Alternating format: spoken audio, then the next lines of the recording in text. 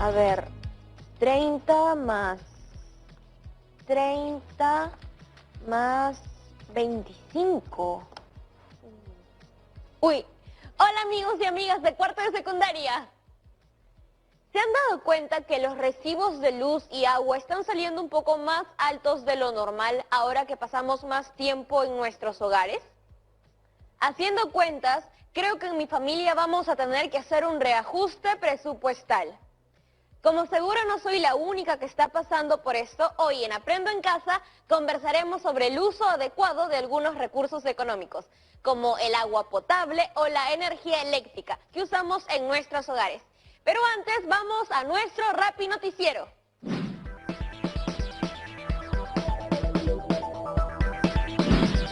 Buenas, buenas, querida comunidad educativa. Estas son nuestras Rappi Noticias del día. Dato importante. Solo el 2,5% del agua del mundo es consumible y es importante enfatizar que el Perú tiene la mayor disponibilidad per cápita de agua dulce renovable en América Latina. Como país, contamos con 159 cuencas hidrográficas, más de 3.000 glaciares, 12.200 lagunas en la sierra y más de 1.007 ríos.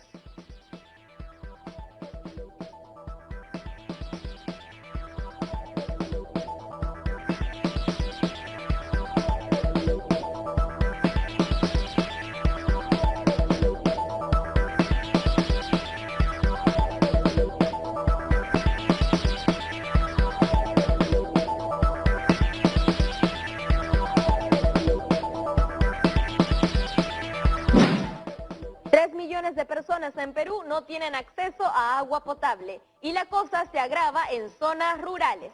Esta situación preocupa a expertas y expertos, no solo porque el agua es un derecho básico, sino porque en situaciones de pandemia es clave para prevenir contagios. Las conexiones clandestinas de agua potable siguen siendo uno de los principales problemas en muchos distritos del país.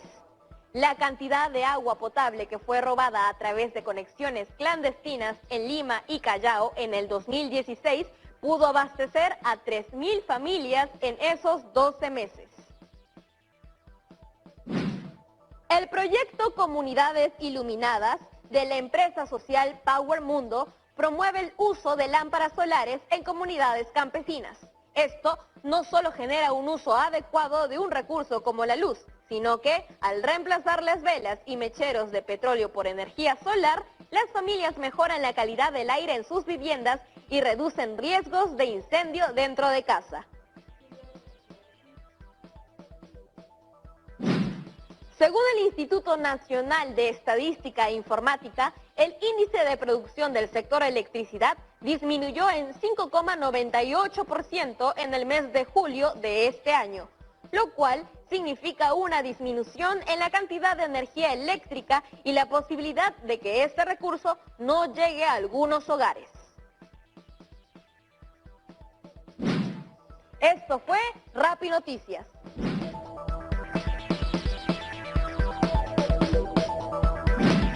Este noticiero me dejó pensando. Por un lado, gracias a los recursos naturales, satisfacemos nuestras necesidades básicas. No solo la alimentación, sino que la naturaleza nos da también aire para respirar, energía solar y una temperatura adecuada para vivir. Sin embargo, aunque existe la energía solar y diversas fuentes hídricas, muchas familias peruanas viven sin acceso al agua potable y a la electricidad. Todo esto es un poco confuso y creo que necesito ayuda de alguien que sepa de economía para conversar y entender mejor. ¡Aló! Tocino. Ay, no, me confundí. Quería llamar al profesor de economía Iván Figueroa. Ah, no me he equivocado. ¿Tú sabes algo sobre por qué, si somos tan mega diversos, aún muchas personas no tienen agua? Yo soy solo una alcancía porcina. Si quieres saber de ahorros, me llamas. Ok, gracias igual, Tocino. Hola, Yaremis. Bienvenido a Aprendo en Casa, profesor Iván Figueroa. Gracias, ¿cómo estás? llena de dudas. Tengo tantas preguntas sobre economía para usted que no sé por cuál empezar. Tal vez podríamos conversar primero acerca de qué es la economía. Cuéntame, ¿qué es lo que sabes al respecto? Bueno, tampoco sé mucho. Pero seguro algo intuyes o has escuchado. Podemos partir de ahí. A ver, lo que yo entiendo es que hay recursos en los países y la economía nos da algunas herramientas para distribuirlos mejor, considerando que la gente tiene necesidades. También hay estudios económicos, por ejemplo, sobre la pobreza, sobre el cambio climático, y sobre el mercado y las empresas. Genial. Como dices, son muchas las necesidades que tenemos las personas. Y una de las tareas de la economía es ayudarnos a satisfacerlas, utilizando adecuadamente los recursos. Sin embargo, como muchos recursos son agotables, se vuelven escasos. La distribución justa es un gran reto, pues no solo hay que asegurar el bienestar común en el presente, sino el de las próximas generaciones. Entonces, la economía se encarga o debería encargarse de ayudarnos a utilizar mejor esos recursos. Así es. Si queremos darle una definición más formal, podemos afirmar que la economía es la ciencia que estudia las actividades económicas, así como el proceso de uso de los recursos limitados para satisfacer las necesidades económicas que suelen ser ilimitadas. Como el agua. Exacto. Pucha, eso sí me preocupa. El agua es una necesidad básica. Hay cosas que se llaman necesidades, pero que no lo son realmente. Y el agua, esa es recontra básica. Claro. Con el agua nos saciamos y si es potable, la bebemos y lavamos lo que comemos con ella. También del agua viven los animales y los bosques. Además, sin agua, muchas actividades económicas no existirían. Solo piensa en la agricultura sin agua. Es verdad, pero también me preocupa que aún haya personas en nuestro país y en el mundo que no tienen acceso al agua potable. Eso debería mejorar hace buen rato, ¿no? Si el agua es un derecho. Sí, por supuesto, y lo reconoce nuestra Constitución. En uno de sus artículos, señala que el Estado reconoce el derecho de toda persona a acceder de forma progresiva y universal al agua potable.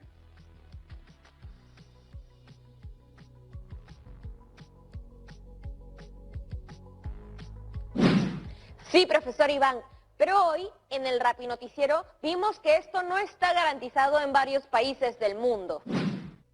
En Perú, 3 millones de peruanos no tienen acceso a agua potable por red pública. Consumen agua de pozos, acequias, agua de lluvia que llenan en baldes.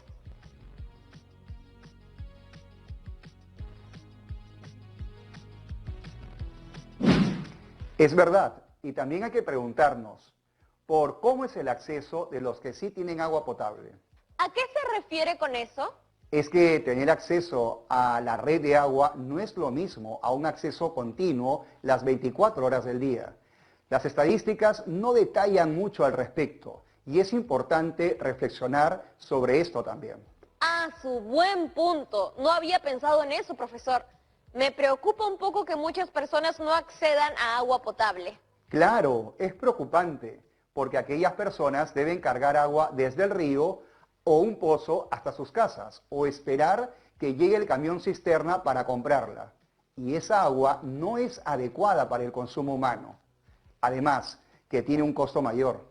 Eso tiene que cambiar. Todas y todos deben acceder al agua potable. Pues sí, y todos estamos llamados a hacer algo para que esta situación mejore.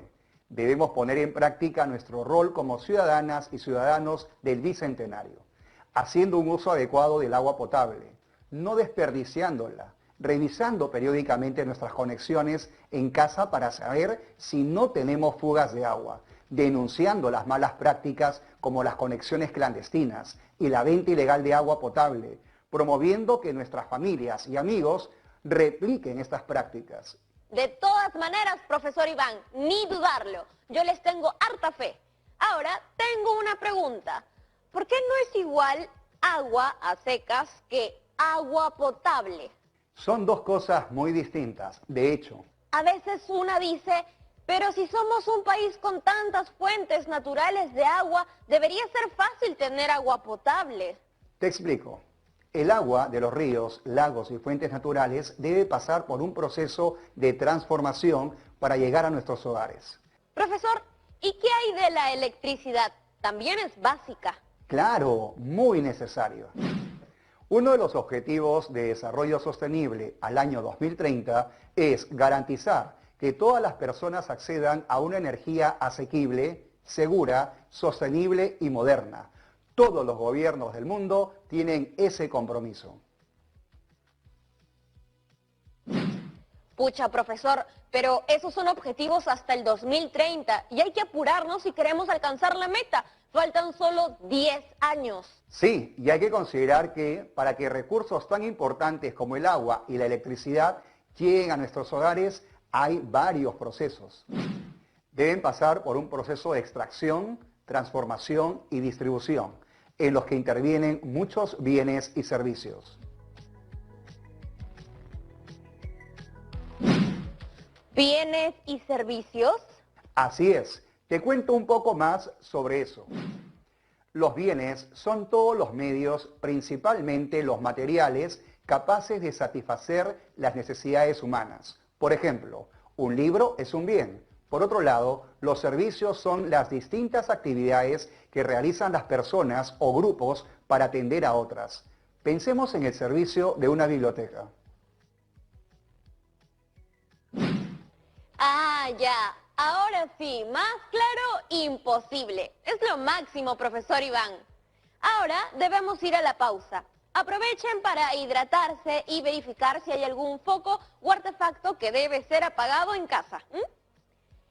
Ya volvemos.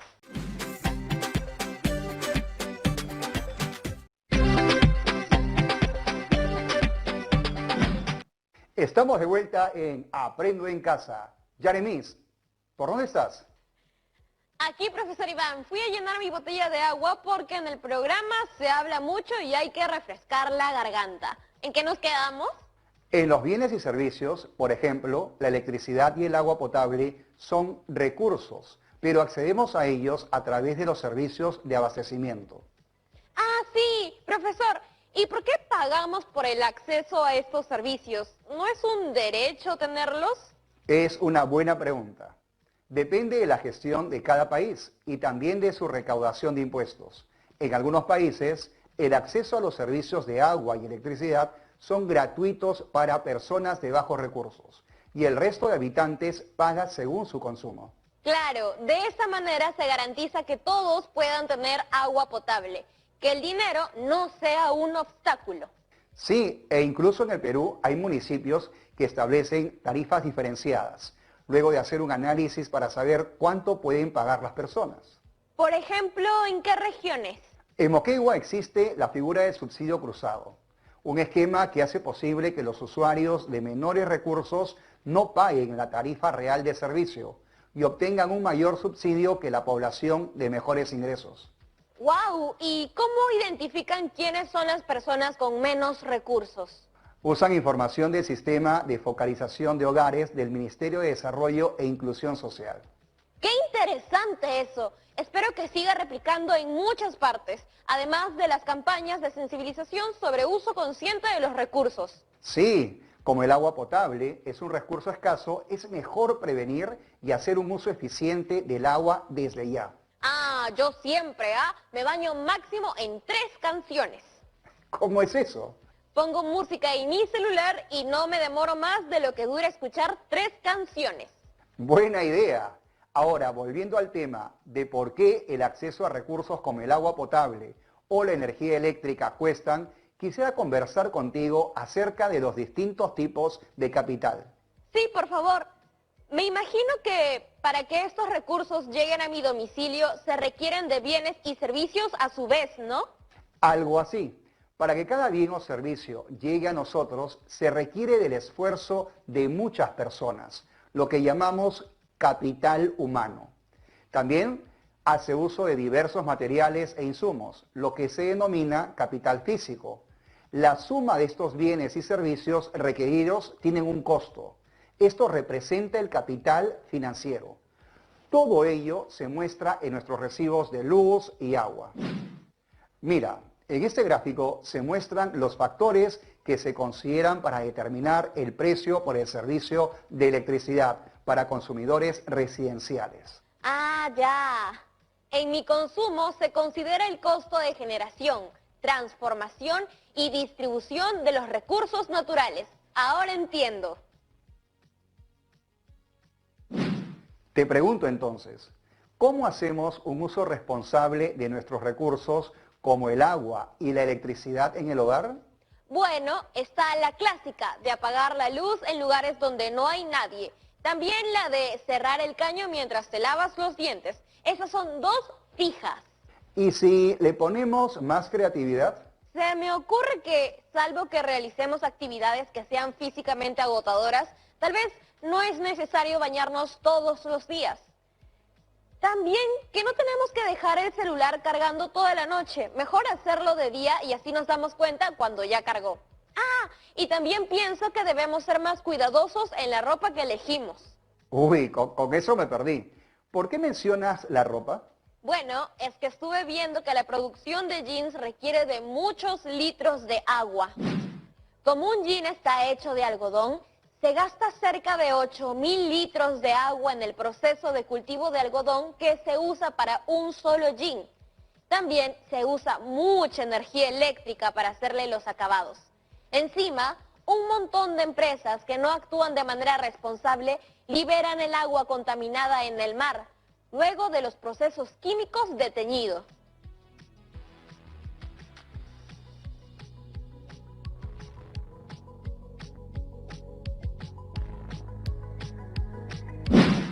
Qué impactante lo que dices, pero seguro todos tenemos un jean en casa.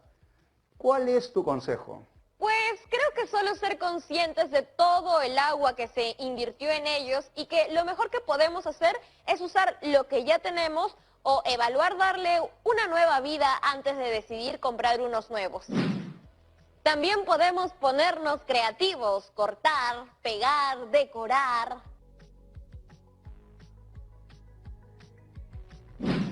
Me has dado ideas, Yaremis. Por ahí tengo unos jeans que creo que puedo personalizar con unas pinturas que tengo. ¿Me manda fotos, sí? ¡Claro! Yo le dije más temprano que me baño en 3 canciones, pero eso es más o menos unos 10 minutos. ¿Estará bien eso? Creo que podrías hacerlo en menos tiempo, en 5 minutos mejor. Eso sería como una canción y media nomás. Voy a intentar y le cuento. ¿Usted se baña en 5 minutos? En invierno es más difícil, porque uno comete el error de dejar corriendo el agua unos segundos hasta que se anima a ponerse bajo la ducha. Pero lo intento. No, profesor Iván, eso tiene que ser al toque nomás. Pero bueno, sigamos hablando de los hábitos para un uso adecuado de los recursos. Respecto a la energía eléctrica, ¿qué podemos hacer para reducir nuestro consumo? Hoy justo tengo unas recomendaciones, te las leo. Podemos usar focos ahorradores y aprovechar la luz natural. También planchar en el día, apagar la televisión y desactivar el módem de internet antes de ir a dormir. Abrir la refri solo cuando es necesario. Y si tenemos una ducha eléctrica, encenderla únicamente media hora antes de bañarnos.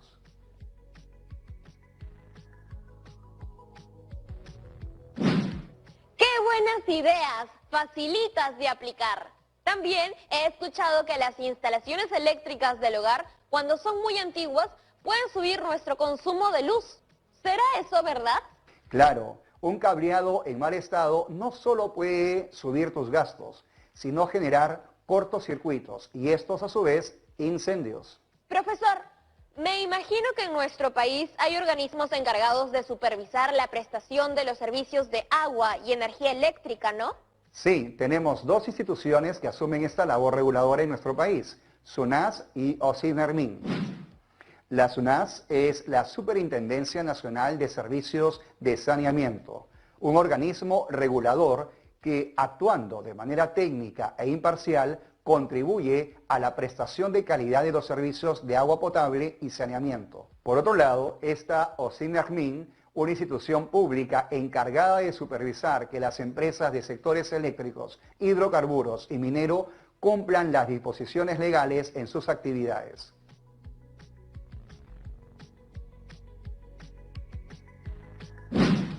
Profesor Iván, ¿y la Defensoría del Pueblo también puede manifestarse respecto a estos servicios? También cumple un rol clave, pues pide la incorporación del enfoque de derechos en servicios públicos. Esto implica ir más allá del reconocimiento de los derechos de los consumidores y pensar en los derechos humanos. El Estado debe ser promotor, regulador y supervisor de los diversos servicios. ¿Y eso qué implica para el caso del agua, por ejemplo? Ya sabemos que toda persona tiene derecho a disponer de agua suficiente, salubre y asequible para el uso personal y doméstico. Como ese derecho está reconocido en la Constitución, se pueden establecer mecanismos de exigibilidad al Estado, cuando no se garantiza con la asesoría de la Defensoría del Pueblo. Ya veo, no estamos solos acá. Tengo una pregunta más. Ya aprendimos sobre el rol del Estado y el nuestro como individuos. Sin embargo, ¿qué podrían hacer las instituciones para ahorrar agua y energía? ¿Te refieres a las empresas, por ejemplo? Ajá, ¿qué podrían hacer ellas? Primero, tendrían que medir su huella hídrica, es decir, conocer cuál es el volumen total del agua que utilizan para producir sus bienes o servicios. Luego, deberían hacer un plan. Por ejemplo, se puede identificar en qué partes del proceso productivo hay un uso excesivo de agua y se puede reducir. También se puede depurar y reutilizar el agua. Y ahora que le escucho, pienso que si reducen su huella hídrica, también ahorran costos, ¿no? Claro que sí. Del mismo modo, pueden tomar medidas para un uso más eficiente de energía eléctrica. Gracias por todas sus explicaciones, profesor Iván. Ahora tenemos unas preguntas de nuestros estudiantes de cuarto.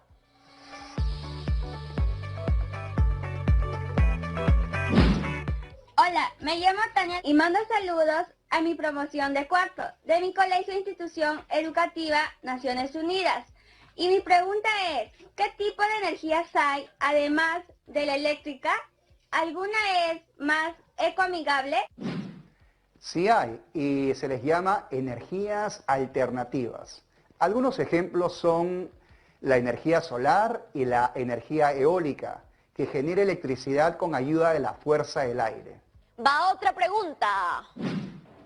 Hola amigas y amigos de Aprende en Casa, me llamo José y les hablo desde la región Junín-Huancayo. Quisiera que me expliquen más acerca de las consecuencias de no tener agua potable. No contar con este derecho puede traer consecuencias en la salud de las personas, pues usar agua contaminada trae consigo infecciones diversas. Gracias, profesor Iván.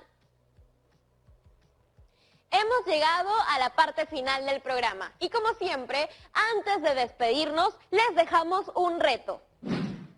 Van a reflexionar en torno a las siguientes preguntas. ¿Cuál es el proceso para que un recurso se convierta en un servicio? ¿Cuáles son las brechas en el acceso a los servicios de agua potable y energía eléctrica en nuestro país?